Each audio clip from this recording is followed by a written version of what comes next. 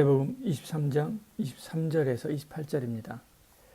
화 있을진저 외식하는 서기관들과 바리새인들이여 너희가 박하와 회향과 근처의 11조는 드리되 율법에 더 중한 바 정의와 긍휼과 믿음은 버렸도다.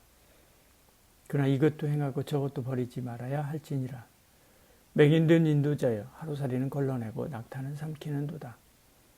화 있을진저 외식하는 서기관들과 바리새인들이여 잔과 대접의 겉은 깨끗하되 그 안에는 탐욕과 방탕으로 가득하게 하는도다. 눈먼 바리새인들이여 너는 먼저 안을 깨끗하게 하라. 그리하면 겉도 깨끗하리라. 화 있을진저 외식하는 서기관들과 바리새인들이여 회칠한 무덤 같으니 겉으로는 아름답게 보이나 그 안에는 죽은 사람의 뼈와 모든 더러운 것이 가득하도다.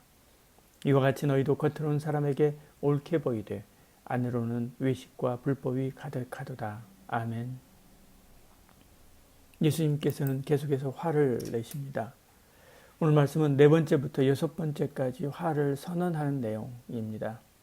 네 번째 화는 율법의 세부 사항은 꼬치꼬치 따지면서 기본 정신을 지키지 않는 서기관과 바리새인을 책망합니다. 23절, 24절입니다. 화 있을진저 외식하는 서기관들과 바리새인들이여 너희가 박하와 회향과 근처의 11조는 드리되 율법에 더 중한 바 정의와 긍휼과 믿음은 버렸도다. 그러나 이것도 행하고 저것도 버리지 말아야 할지니라. 맹인된 인도자여 하루살이는 걸러내고 낙타는 삼키는도다. 아멘. 율법으로 11조는 지키라고 하면서도 율법의 정신인 의와 긍휼과 믿음은 버렸다고 책망하십니다. 우리 실정법의 가장 중요한 목적은 사회 질서 유지와 정의의 실현입니다.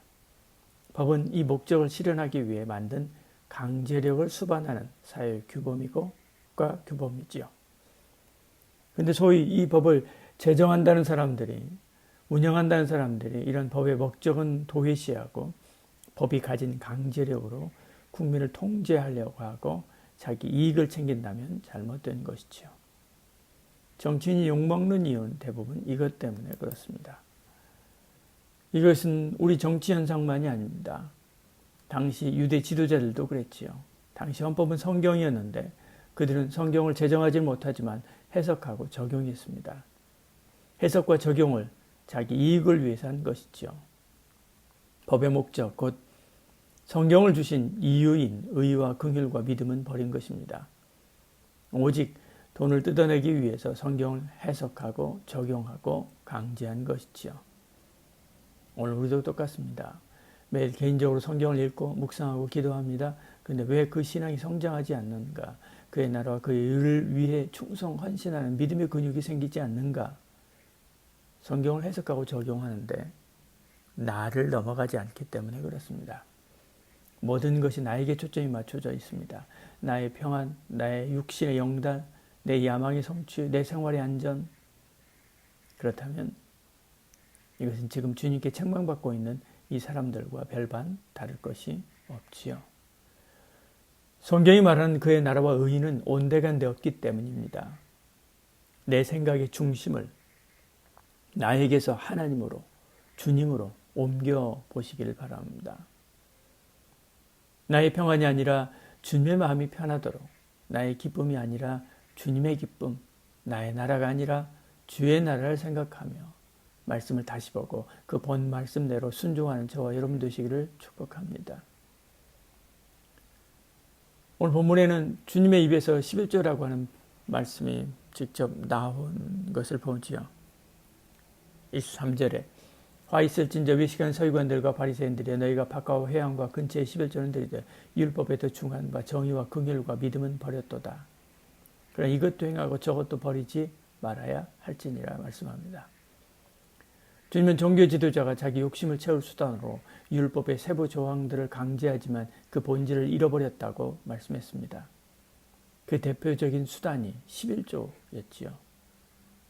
그런데 그것도 주님은 버리지 말라라고 말씀합니다.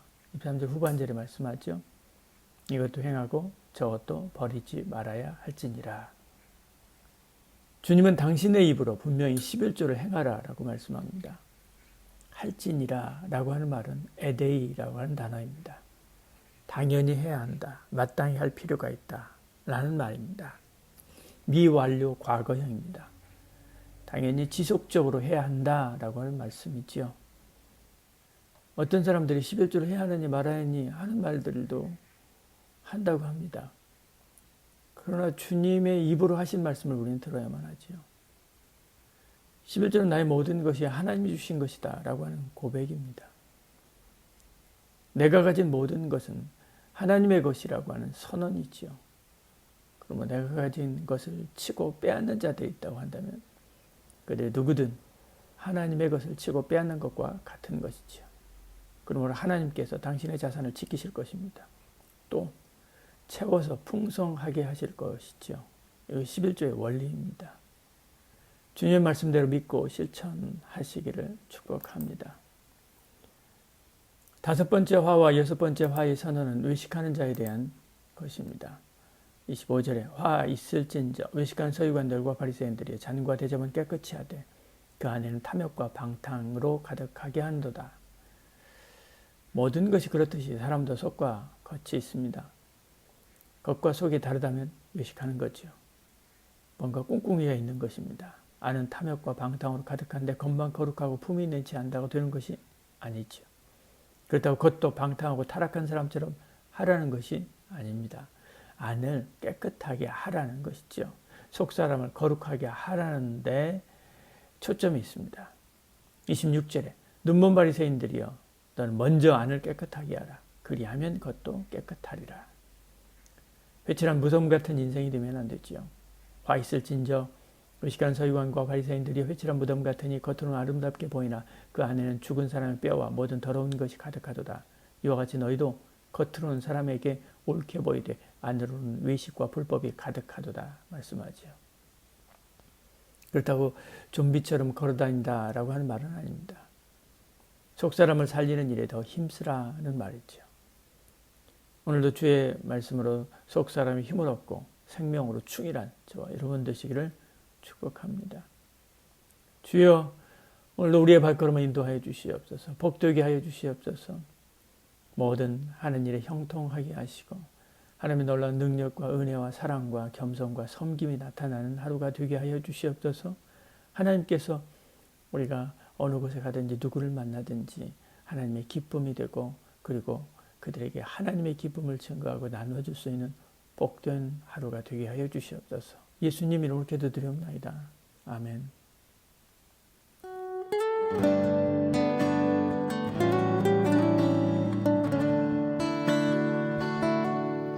주님 말씀하신